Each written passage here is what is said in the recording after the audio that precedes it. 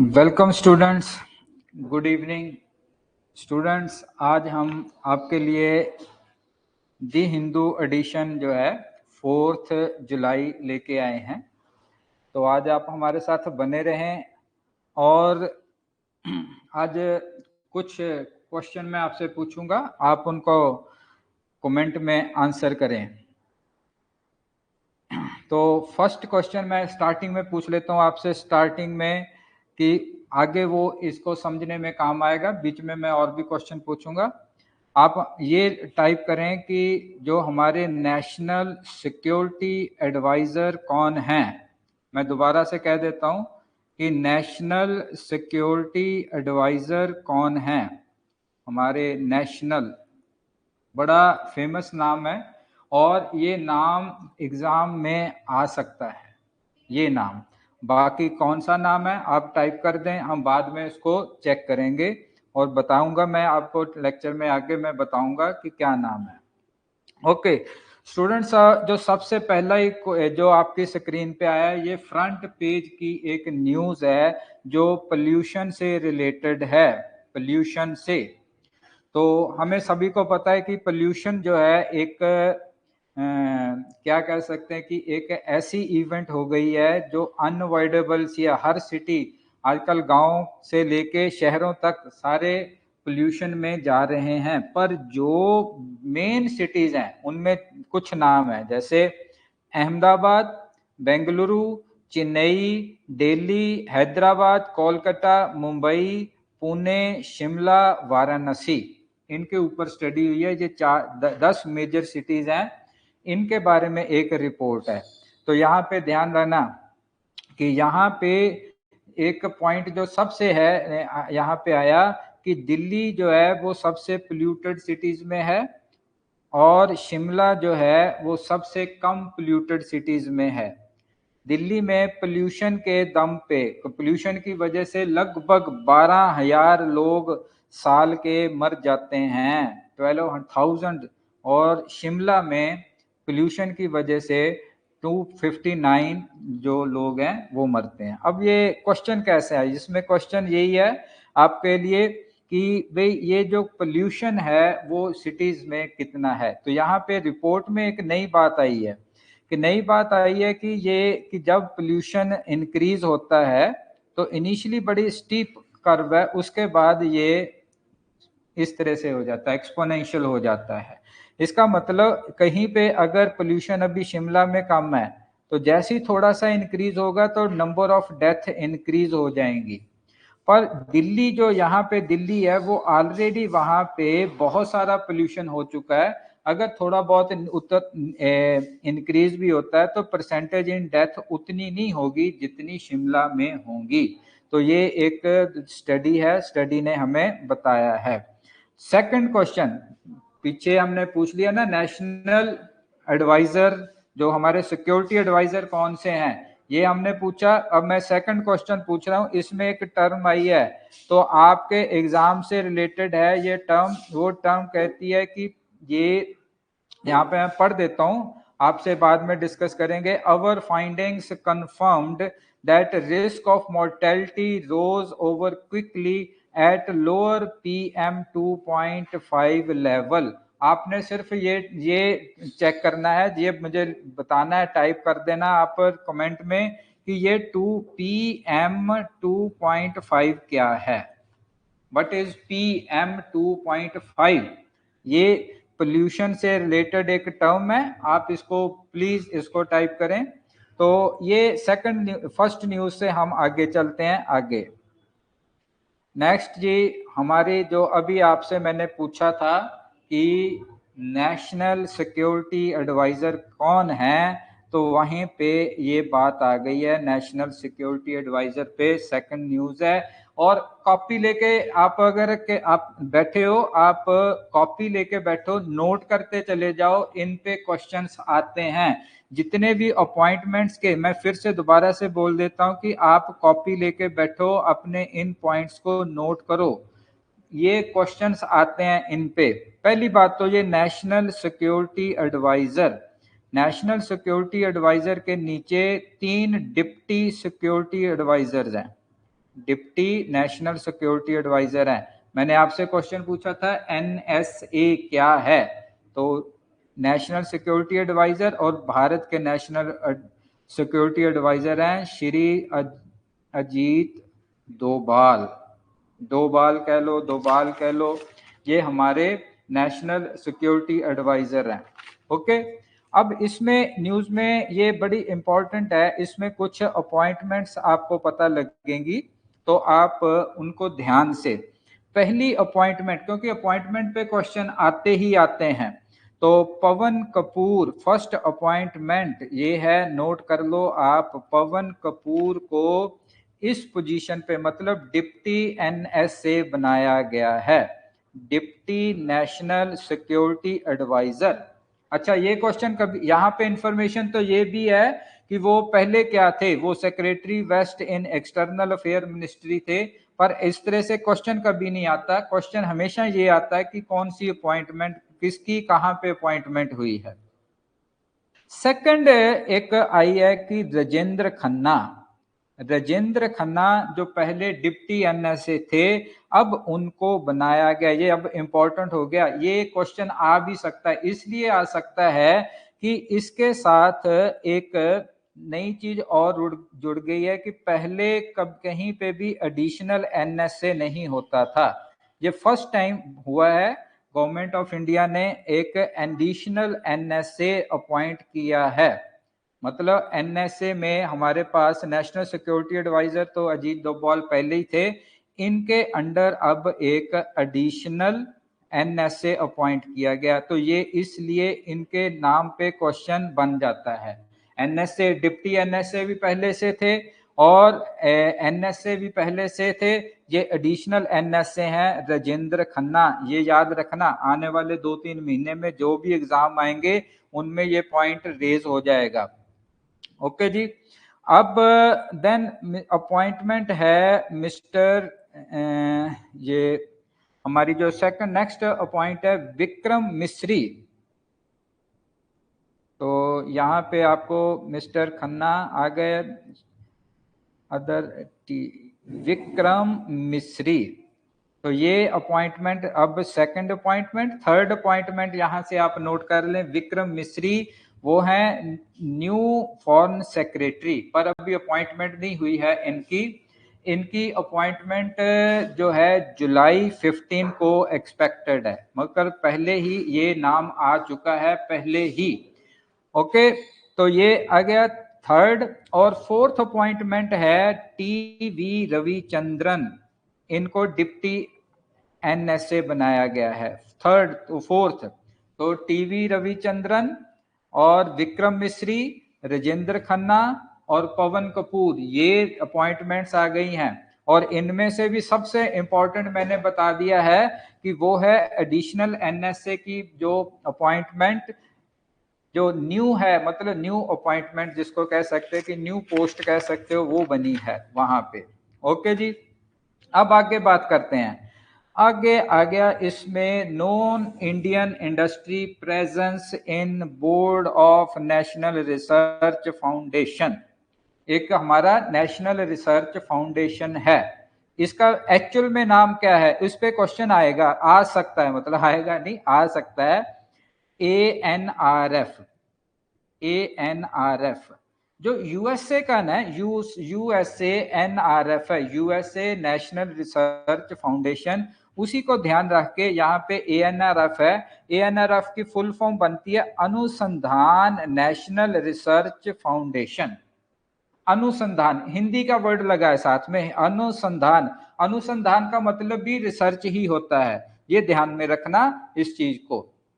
इसके प्रेसिडेंट कौन है, अनुसंधान रिसर्च फाउंडेशन, जिसका प्रेसिडेंट है प्राइम मिनिस्टर है, ये ministry of science and technology के अंडर आते हैं, वो मिनिस्ट्री जो किसके under, ministry of science and technology, MOST, ये ध्यान नोट कर लो अपनी कॉपी में, MOST, और इसके जो प्रेसिडेंट हैं वो मतलब चीफ जो है जिसको कहेंगे वो प्राइम मिनिस्टर है। इसको चलाने वाली एक गवर्निंग बॉडी है जिसके 15 मेंबर्स हैं, और उस 15 मेंबर्स में 5 जो मेंबर्स हैं वो बिजनेस ऑर्गेनाइजेशन या इंडस्ट्री से अपॉइंट किए जाते हैं। पर इसमें ये न्यूज इस तरह से बनी है कि उसमें इंडिया की इंडस्ट्री से या इंडिया के मतलब इंडस्ट्रियल ऑरा से कोई भी अपॉइंटमेंट नहीं हुई। तो भाई अपॉइंटमेंट कहाँ से हुई हैं, वो अब ध्यान में रखने वाली बातें हैं, फिर से नोट करने वाली बातें हैं। ये भी अपॉइंटमेंट्स में आप लिखोगे। तो यहां पे कौन कौन सी इसके अपॉइंटमेंट हम कहेंगे। फर्स्ट आपकी स्क्रीन पे आ जाएगा। इसमें एक इंडस्ट्रियलिस्ट रमेश वाधवानी नंबर 1, इसको नोट कर लो। रमेश वाधवानी ये अमेरिकन बिलियनियर हैं और नाम से ही पता है कि इंडियन ओरिजिन के हैं और फॉर्मर सीईओ चेयरपर्सन है सिम्फनी टेक्नोलॉजी ग्रुप के। सिम्फनी टेक्नोलॉजी ग्रुप के। तो ये हमारा फर्स्ट मतलब आपने अपॉइंटमेंट ये लिखनी है। 2 और अमेरिकन हैं जिनके इंडियन रूट्स है। सेकंड नंबर आपने फिर से नोट करना है, ये है मंजुल भार्गवा। मंजुल भार्गवा। तो आप कॉपी लेके बैठे हो ना जी, कॉपी लेके आप बैठे हो, आप इनको नोट करते चले जाओ। मंजुल भार्गव तो ये प्रोफेसर हैं प्रिंसटन यूनिवर्सिटी यूएसए के। थर्ड अपॉइंटमेंट जो है वो है सुब्रा सुरेश की। ये प्रोफेसर हैं ब्राउन यूनिवर्सिटी के और farmer head of US national research foundation. तो जो मतलब अभी बात की थी ना यूएस नेशनल रिसर्च फाउंडेशन, उनके हेड हैं, इंडियन ओरिजिन के हैं। क्योंकि अब इनको पता है कि अमेरिका में रिसर्च फाउंडेशन को कैसे इन्होंने प्रोग्रेस में लेके आए, तो उन्हीं से अब ये आगे लेके जा रहे हैं कि अब इंडिया में इसको कैसे चलाना है। 2 अपॉइंटमेंट्स और हुई हैं पर उनमें आपको ये आपके लिए काम है। अब वो क्या है, डायरेक्टर्स हैं। एक आईआईएससी के डायरेक्टर हैं इंडियन इंस्टीट्यूट ऑफ साइंसेस से, दूसरे Tata institute of fundamental research के। आप इनको भी नोट करना। इनको आप नाम नहीं दिए हैं पर आप खुद से नाम सर्च कर सकते हो कि ये कौन से हैं। इनके अलावा एक अजय सूद, ये नाम है अजय सूद। ये प्रिंसिपल साइंटिफिक एडवाइजर हैं यूनियन गवर्नमेंट के। ये मेंबर सेक्रेटरी हैं गवर्नर बॉडी के। ठीक है, ये अजय सूद, तो ये नाम आ गए। इनके अलावा एक और नाम आएगा यहाँ पे आगे, जो हैं रघुवेंद्र तंवर। ये 4 5 नाम पे चले गए। ये 5th रघुवेंद्र तंवर, ये chair Indian council of historical research. ये ठीक है। हम बाद में आता है ना कि ये क्वेश्चंस कहाँ से आ जाते हैं पता नहीं लगता कैसे हैं, ये हैं न्यूज में हैं। ये आगे ना अभी हाईलाइट हुई है न्यूज, इसमें कुछ नाम हैं, एक पीछे हमने पढ़ के आए हैं उसमें कुछ नाम हैं। तो इस तरह से आप इनमें से कुछ नाम देखोगे और आपको वो नोट करने हैं, बार बार पढ़ोगे याद रहेगा। ओके जी, नेक्स्ट क्वेश्चन आता है। न्यूज आई है स्मार्ट सिटी मिशन। ये स्मार्ट सिटी मिशन में आपने ध्यान रखना है, इसमें इंडिया में थ्रू आउट जितने भी 100 सिटीज सेलेक्ट किए गए। 100 कितने, ये याद रखना, 100 सिटीज सिलेक्ट किए गए और उनको कहा गया कि आप अपने एरियाज में आप एक छोटा सा एरिया सिलेक्ट करो। ठीक है, सेक्टर सिलेक्ट करो, सेक्टर जिसको कह सकते हैं, सेक्टर सिलेक्ट कर लो आप, उसको आप मॉडल बनाओ, मतलब बढ़िया बनाओ। जब आप उसको बढ़िया बनाओगे तो क्या होगा, उस बढ़िया से और जितने आसपास के हैं उनको भी थोड़ा लगेगा भाई अब हम भी इसको इम्प्रूव करें। ठीक है, तो इसको में इस तरह से लगभग 80,000 मल्टी सेक्टरल प्रोजेक्ट शुरू कर दिए गए, मल्टी सेक्टरल प्रोजेक्ट्स। तो यहाँ पे आपने सिर्फ ये ध्यान रखना है, कितने 100 सिटीज की बात हुई है, 100 सिटीज, कितने 100 सिटीज। ये अब खत्म होने को है, इसकी डेट एंड हो रही है, एंड मार्च 2025 में नेक्स्ट ईयर ये खत्म हो जाएंगे सारे के सारे प्रोजेक्ट्स, फिर उसके बाद आगे चलेंगे। Ensure return of Indians stuck in Ukraine war zone। Jaishankar हमारे जो मिनिस्टर हैं, एक्सटर्नल अफेयर्स मिनिस्टर जयशंकर। तो ये मिनिस्टर, अगर आपको याद हो, कल हमने न्यूज़ पढ़ी थी, तो ये कहीं पे मीटिंग के लिए गए हुए हैं, प्रधानमंत्री मोदी ने वहां पे जाना था, पर अब उनके बिहाफ पे ये गए हैं। कजाकिस्तान में ये गए हैं। क्या करने गए हैं? एससीओ काउंसिल मीटिंग कजाकिस्तान में अटेंड करने गए हैं।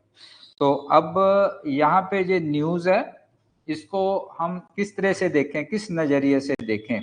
एक तो ये हमारे एक्सटर्नल अफेयर्स मिनिस्टर हैं, वहाँ पे अभी भी यूक्रेन में या रशिया में हमारे स्टूडेंट्स कुछ फंसे हुए हैं या उनकी कुछ प्रॉब्लम्स हैं, तो उनको लेके ये रशियन मिनिस्टर, फॉरेन मिनिस्टर के साथ इनकी बात हुई है। रशिया में कुछ न्यूज़ आई कि रशियन साइड पे स्टूडेंट्स को कंपेल किया गया कि as an helper, Russian army के एज एन हेल्पर वो कुछ काम करें। तो फिर उसके बाद पे ये कंसर्न उठाई गई, और अभी कहते हैं कि शायद प्रधानमंत्री मोदी, इसमें एक ये भी पॉइंट आया है जो नोट करने वाला है कि नेक्स्ट अब प्रधानमंत्री मोदी विद इन 10-15 दिनों में वो रशिया जाने वाले हैं।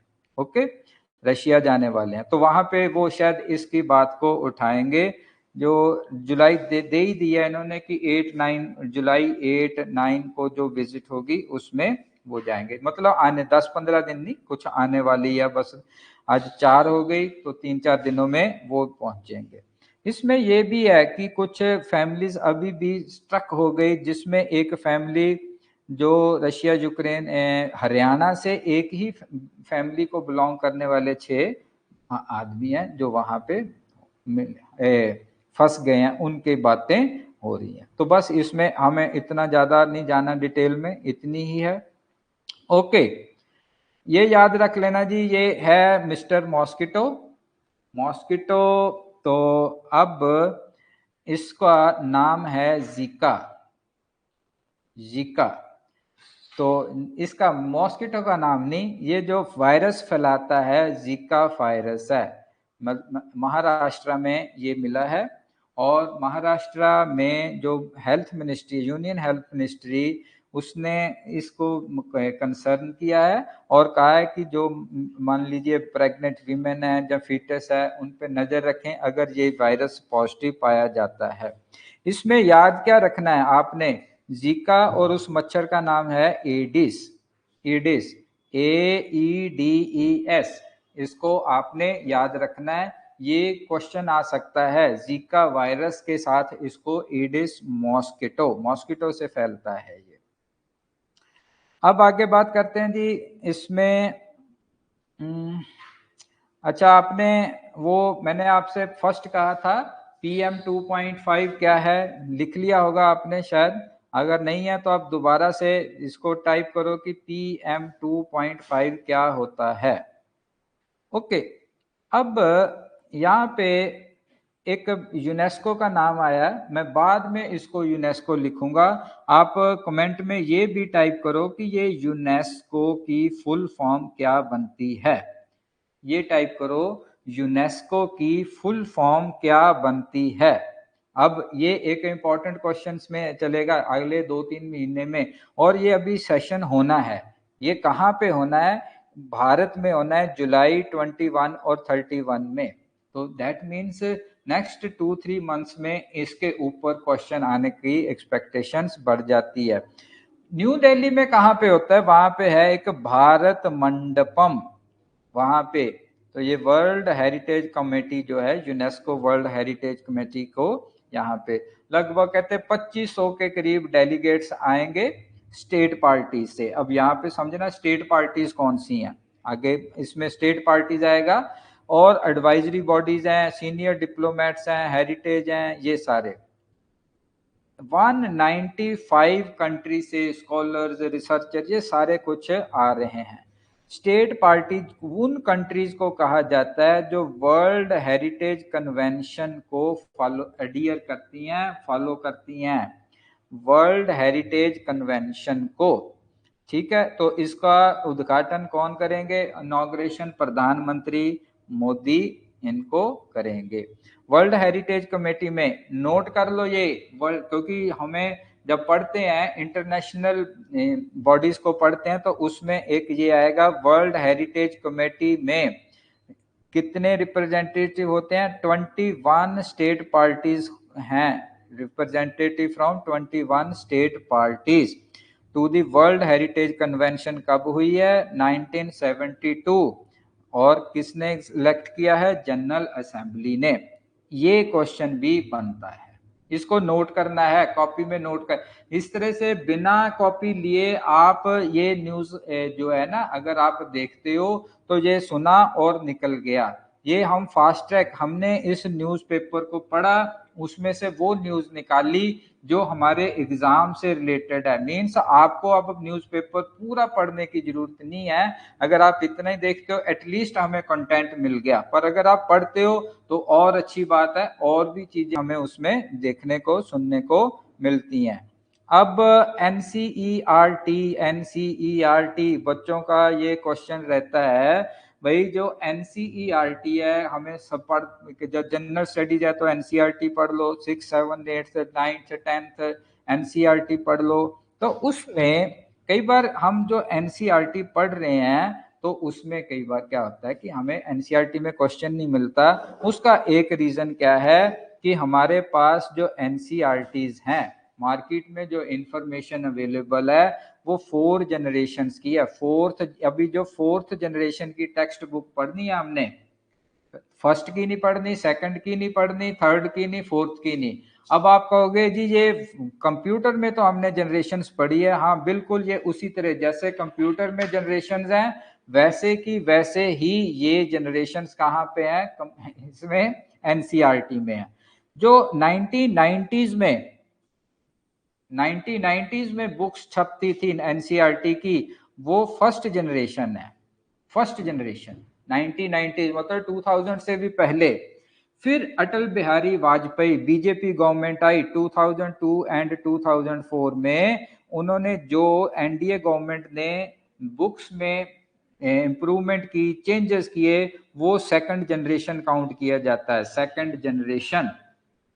उसके बाद इसको उस वक्त प्रो हिंदुत्व चेंजेस कहा गया, ये न्यूज़पेपर कहता प्रो हिंदुत्व, कि हिंदुत्व उस आइडियोलॉजी को उन्होंने थोड़ा सा अपने हिसाब से किया। थर्ड में 2006 और 2008 में फिर से चेंज हुई, उसमें इसको थर्ड जनरेशन कहेंगे, थर्ड जनरेशन। तो अब थर्ड जनरेशन हम क्या पढ़ रहे हैं, कई बार थर्ड जनरेशन की एनसीईआरटी बुक उठा के पढ़ना शुरू कर देते हैं। पर यहाँ पे एक आपको डेट दिखाते हैं, इसको याद रखना, नेशनल न्यू एजुकेशनल पॉलिसी 2020। तो यहाँ से 4th जनरेशन शुरू हुई है। 2020 के बाद गवर्नमेंट चाहती है कि उसमें कुछ अमेंडमेंट्स हों और वो अमेंडमेंट्स बुक्स में आए। तो 20 के बाद आपने देखा होगा एनसीईआरटी की बुक्स में कुछ चेंजेस भी हुए हैं, पुरानी जो एनसीईआरटी थी, नई एनसीईआरटी में कुछ चेंजेस हुए हैं। पर इनका जो टारगेट था वो ये था कि एक इनके हमारी जो गवर्नमेंट की ministry national syllabus and teaching learning material committee है, उसको कहा गया कि भाई तू फरवरी तक, पिछले जुलाई में कहा कि फरवरी तक आप 3rd क्लास से लेकर 12th तक की सारी एनसीईआरटी बुक्स बना दो। बाद में उनसे नहीं हुआ तो उन्होंने कहा चलो ऐसा नहीं, कोई ऐसा करते हैं 3rd क्लास और 6th क्लास की बना दो। पर अभी सेशन शुरू होने वाला है, न्यूज इसीलिए आई है कि बाकी तो जो बाकी वही जो पुरानी एनसीईआरटी की साइट पे अवेलेबल है वही पढ़ेंगे, पर 3rd और 6th वाले अभी वेट करेंगे। हो सकता है कब आए कब नहीं आए, क्योंकि स्कूल खुलने को है ना, तो तब तक वो क्या पढ़ेंगे क्या नहीं पढ़ेंगे, ये थोड़ा अब प्रॉब्लम की बात आ गई। तो यहाँ पे आपके लिए ये पॉइंट आ गया, ठीक है। तो कई बार आता ना कि ये कौन सी बुक्स पढ़नी है, तो लेटेस्ट जो गवर्नमेंट की लेटेस्ट बुक्स होंगी, अगर आगे भी चेंज होगी आप पिछला छोड़ दो, अगले वाले पढ़ो, लेटेस्ट के साथ चलो। ओके जी, इसमें साइंस क्विज आता है। साइंस क्विज में कुछ पॉइंट्स ये हमें दिए हैं, तो आप इनको नोट करना। इसमें हमें सारे नहीं, क्योंकि इंटरनेशनली हमें इतना नहीं जाना है, हमें कुछ पॉइंट्स अगर हमें मिलते हैं तो वो ये है। ये एक स्वीडिश रेसर हैं 2003 में, इन्होंने हाईएस्ट जी फोर्स सफर की है, हाईएस्ट। ये रेसर हैं, तो एक highest G force ever survived by human 214 G, मतलब 214 को 9.81 से मल्टीप्लाई कर दो, इतनी एक जी मतलब हमारे ऊपर 9.81 लग रहा है, 2G डबल हो गया, 3G ट्रिपल हो गया, तो इतनी लगी है। कब लगी इन पे? Texas motor speedway. ये क्या है, इतनी एक्सेलरेशन इन्होंने फेस की, 0 से अगर इतनी एक्सेलरेशन एकदम से स्पीड लेके आनी है 1 सेकंड में, ये इन्होंने किया है। ठीक है जी, तो इसमें ये ही है। पर इसमें कुछ पुराने जुलाई 2 के क्विज के कुछ क्वेश्चन मैं आपको टिक कराऊंगा, आप उनको नोट कर लें। एक रशियन सिटी जिसके ऊपर 2013 में मिटियोराइट एक्सप्लॉयड हुआ था। मिटियोराइट एक हमारे स्पेस की बॉडी है, बॉडीज हैं कुछ जो चट्टाने कह सकते हो आप, जो हमारे एटमॉस्फेयर में आ जाते हैं, वो एक्सप्लोड हुआ, दैट इज चेलियाबिंस्क। ओके, दूसरा ये नियम करेंगे, name for asteroid once in the atmosphere, तो ये है बोलाइड। जो एस्ट्रॉयड वंस इन एटमॉस्फेयर हो, ये मैंने ये क्वेश्चन 2 उठाए हैं, पर ऐसा हमें जो क्वेश्चन है इतने इस लेवल पे आते नहीं हैं, इसलिए हम, अगर आप करना चाहते हो आप इसको करोगे बहुत अच्छी बात है, पर जो है हम इसको थोड़ा इंडिया के लेवल पे ही करेंगे। ओके, तो लेक्चर खत्म होते होते आप एक और भी कर दो, क्वेश्चन टाइप करना कि CBIL सिबिल क्या होता है। तो अभी हमने ऊपर मैंने आपसे क्या क्या टाइप करा दिया, तो वो पहले वो डिस्कस कर लेते हैं एंड करने से पहले। PM 2.5 जितने स्टूडेंट्स ने भी इसको टिक किया लिखा होगा, नहीं है थोड़ी से लाइन लिखने वाली बात है। PM 2.5 क्या होता है, पहले इसको समझो। PM 2.5 होता है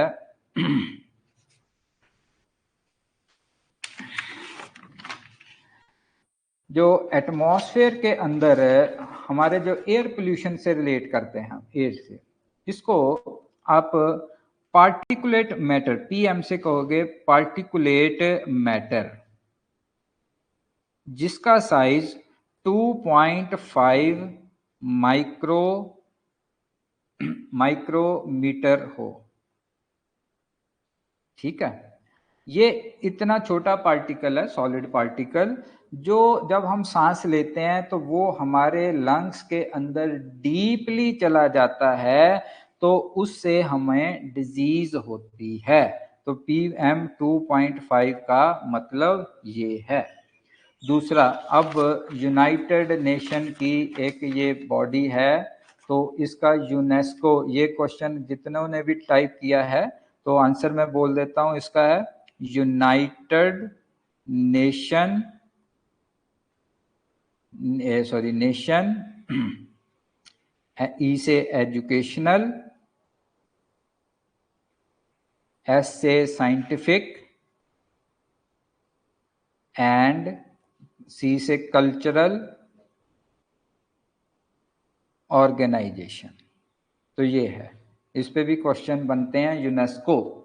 तो इसका बेसिकली पर्पस क्या है? कल्चरल पीस पैदा करना, गरीबी हटाना, sustainable SDG sustainable development goals हैं, तो सस्टेनेबल डेवलपमेंट, और जो है इंटेलेक्चुअल डायलॉग कि हम एजुकेशन से, साइंस से, कल्चर से, कम्युनिकेशन से, इंफॉर्मेशन से ये करें। तो 2 पॉइंट हो गए जी। अजीत डोभाल का भी मैंने बता दिया आपको। तो अब आगे चलते हैं सिविल। सिविल में लास्ट में, सबसे लास्ट में सिविल देखूंगा, आप सिविल टाइप कर दें, कमेंट करें सिविल और इंटरेक्टिव रहें, इंटरेक्टिव कॉपी लेके साथ के साथ टाइप कर दिया करें, क्योंकि जब सिविल है ना, आपका माइंड कुछ तो सोच रहा है ना, अगर आपको आता है आप उसको टाइप करें, और ये टाइप करोगे याद रहेगा। इसमें आपका अब ये जॉब रिलेटेड भी है, अभी अभी क्लरिकल पोस्टें निकली हैं, आपने पढ़ लिया है, अगर पढ़ लिया है तो आप उसको प्लीज भर दें। आपके लिए प्लीज कह रहा हूं मैं, रीजन ये है कि भाई आप जितने एग्जाम देते चले जाओगे उतने आपके चांसेस हैं गवर्नमेंट जॉब लेने के या बैंकिंग जॉब लेने के। ठीक है, तो अगर आपने भरा होगा तो उसको आपने पूरी नोटिफिकेशन को पढ़ा होगा, तो उसमें मांगा गया है कि जब आपकी जॉब लगनी है, मतलब आपने क्लियर करना है ज्वाइनिंग से पहले, वो आपका सिविल स्कोर चेक करेंगे। अगर आपका सिविल स्कोर ठीक है तब वो रेटिंग करेंगे। तो ये क्राइटेरिया बना दिया, नहीं वो आपको अपॉइंट नहीं करेंगे। अब वो क्या कहते हैं, उन्होंने कहा, इस एक लाइन को में ही सारी समझ आ जाएगी। Credit discipline is one of the most important trait for bank employees, and a bad record in youth might also lead to a higher propensity for fraud. कि इन्होंने एक क्राइटेरिया निकाला कि जिनका क्रेडिट डिसिप्लिन अच्छा है, क्रेडिट स्कोर अच्छा है, तो वो एक बैंक एम्प्लॉय का गुण होना चाहिए। पर अगर क्रेडिट स्कोर ठीक नहीं है, यंग आदमी का क्रेडिट स्कोर ठीक नहीं है, तो उसमें चांसेस होते हैं कि वो आगे जाके फ्रॉड कर सकता है। आगे जाके चांसेस हैं, प्रोपेंसिटी, हायर प्रोपेंसिटी चांसेस है कि वो फ्रॉड कर सकता है। तो अब एक क्वेश्चन और टाइप करो कि आपको ये भी तो पता होना चाहिए कि सिविल क्या है। सिविल अगर बैंकिंग एग्जाम दे रहे हो आपको पता होना चाहिए, पर साथ ही साथ आपको ये भी पता होना चाहिए कि ये सिविल स्कोर कितना आप कहोगे कि ये ठीक है आपको, क्योंकि अगर आप एग्जाम भर रहे हो तो आप फिर चेक करके बताओगे ना अपना भी, मेरा ठीक है या नहीं, तो कितना है वो भी चेक करो कि सिविल स्कोर कितना होना चाहिए, जिसको हम नॉर्मल कहते हैं, वो कितना होना चाहिए। ठीक है, ऐसा ना हो कि आपका सिविल स्कोर ना हो। पर ध्यान देना, अगर आपका बैंक अकाउंट है तो, अगर बैंक अकाउंट नहीं है फिर आपको ये सिविल वाले नॉर्म में जाने की जरूरत नहीं है। ओके जी, अब आगे देखते हैं इसको। अगली न्यूज जो है वो हम बैंक से, क्योंकि अब बैंक में जाना है तो फिर भाई बैंकिंग सेक्टर, फाइनेंशियल इंफॉर्मेशन जो है आपकी अवेयरनेस वो बड़ी अच्छी होनी चाहिए। ठीक है, वो अवेयरनेस है, बैंकिंग अवेयरनेस, या उसको आप कहोगे कि फाइनेंशियल अवेयरनेस। अब इसमें VRR, banks park less than notified sum. अब भाई जिसको यही नहीं समझ आ रहा है, अब बैंक में क्या जाएगा, बैंक वाले कहते हैं कि भाई आप जो न्यूज देते हैं, RBI से न्यूज आती है, आप उसको समझने के लायक हो, अगर आप उसको समझने के लायक हो तब हमारे पास आना, आपको फिर आगे ट्रेन कर देंगे अच्छे से, पर आपको एटलीस्ट ये समझ में होना आना चाहिए। इसमें कुछ पॉइंट्स हैं, मैं सिर्फ टर्म्स, यहाँ पे फिगर्स में कोई नंबर नहीं आएगा, क्या ये 50,000 करोड़ क्या है, कैसे है, ये नहीं। फर्स्ट पॉइंट जो है, banks have parked much lower than the notified amount of Reserve Bank of India for 3 days in trot since beginning of July. July के बाद कुछ रिजर्व बैंक ऑफ इंडिया ने कुछ नोटिफाई किया कि भी इतनी अमाउंट है, उससे जो है बैंकों से कम आई है। ओके, तो ये क्या था कि आरबीआई इंडिकेट करता है, ठीक है, जिस कि आरबीआई ने क्या सरप्लस लिक्विडिटी अब्सॉर्ब करनी है, पर बैंक कहते हैं हमारे पास पैसा ही नहीं है। समझ लगी? तो अब यहाँ पे लिक्विडिटी, ये यहाँ पे आपको ये टर्म्स ये सीधी सीधी आपको आती हैं, लिक्विडिटी पे डेफिनेशन जो हमारे क्वेश्चंस हैं वो आते हैं, लिक्विडिटी तो आपको पता होना चाहिए लिक्विडिटी। और फिर VRR, ये VRRR ये क्या है? VRRR इसको variable rate reverse repo, variable rate reverse repo का जो ये है, ठीक है, रिवर्स रेपो जो है उसके ऊपर ये क्वेश्चन है। तो आप ये मतलब क्या है ये कि ये एक टूल है, ठीक है, टूल है। तो टूल का मतलब ये है कि अब ये मॉनेटरी टूल है जिससे लिक्विडिटी अब्सॉर्ब की जाती है, तो उसमें ये वेरिएबल रेट आ जाता है। दूसरा एक रेट है इसमें, वो है WACR। WACR जो है कॉल रेट है। तो ये आप इसको टाइप करें, WACR क्या है, इसको आपको समझो इसको, ठीक है, मैं आपको बाद में इसमें बताऊंगा कि WACR की फुल फॉर्म क्या होती है। सर्वाइवल स्ट्रेटेजी जी, ये एक इसमें कोई ऐसा नहीं है, बस आपको दिखाने के लिए है। ये छोटा सा सिल्वेरियो है, ये थर्ड जो है इनको बचाने की कोशिश हो रही है, कहाँ पे? चिली में। ये 20 जून को बॉर्न इन कैप्टिविटी सिल्वेरियो जो है ये एंडेंजर्ड स्पीसीज हैं जो आए हैं। ओके, अब नेक्स्ट, अब हम लास्ट जा रहे हैं। तो अब यहाँ पे देखो जी, ये हमारी Indian team T20 world cup जीत के आ रही है, तो हमें सारे को पता है कि ये जीत के आ रही है। अब इसमें दो नाम आए हैं, वो आप ध्यान में रखना। BCCI प्रेसिडेंट हैं रॉजर बिन्नी और सेक्रेटरी हैं जय शाह। ये दो नाम BCS जो हमने अपॉइंटमेंट्स पहले पढ़ी हैं, ये अपॉइंटेड नहीं है, पर ये अब क्योंकि इंडियन टीम जीती है, बाकी तो हमें पता है कि ये हमारे रोहित शर्मा हैं और ये हमें याद रखना है। एक और नाम अब लास्ट में है जो आपको याद रखना है, जिन पे क्वेश्चन बनेगा। क्यों बनेगा? क्योंकि ये बन सकता है, क्योंकि ये भारत ने जीता है। तो हार्दिक बिकम्स नंबर 1 ऑलराउंडर इन T20। तो T20 में ये ऑलराउंड नंबर 1 ऑलराउंडर बन गए हैं, तो ये इनका नाम है। तो अब अच्छा, अगर आपने WACR लिख दिया होगा जी, तो WACR का मतलब है वेटेड एवरेज कॉल रेट, ठीक है। ये टर्म्स आपको याद हों तो आपका ये बिल्कुल आपकी तैयारी ठीक हो रही है। हमने मेन पॉइंट्स जो हैं, जो हमें एग्जाम से रिलेटेड हैं, उनको उठाया है और उनको चेक किया है। और आप हमारे साथ बने रहें, कमेंट किया करें, कॉपी लेके बैठा करें, नोट कर लें इसमें, ठीक है। जो इसके बाद आप अगर चाहते हो इसको पढ़ो भी। इसको सिबिल का हम बात कर रहे थे कि सिबिल क्या होती है, ठीक है जी। तो ये सिबिल जो है, जितनों ने लिखा है, इट इज जो भी क्रेडिट आई से information bureau, BEUREO bureau of India, ठीक है, लिमिटेड। और कितना सिबिल स्कोर आपका होना चाहिए? नॉर्मल जिसको कहते हैं 750 से ऊपर होता है तो आपको लोन मिलने में आसानी होती है, अगर कम है फिर आपको लोन नहीं मिलता। ओके, थैंक यू स्टूडेंट्स, आप हमारे साथ बने रहें।